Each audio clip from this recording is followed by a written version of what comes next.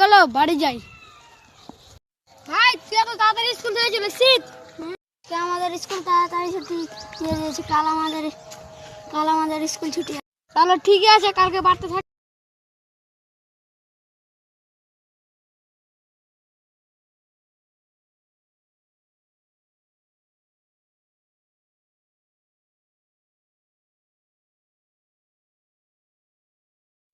খেলতে গেলাম। ঠিক আছে, যা।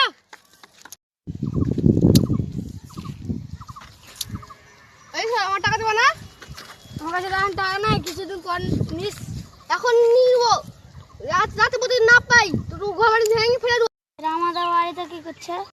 আর রাতের মধ্যে টাকা পাইনি, বলে দিলাম। চেষ্টা করে দেখি।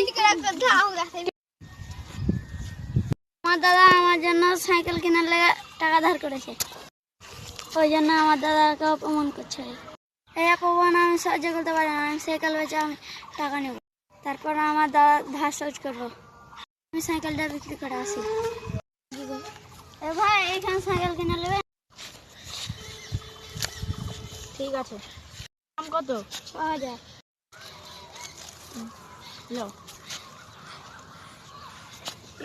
ধরো। দাদা দাদা, ধরো।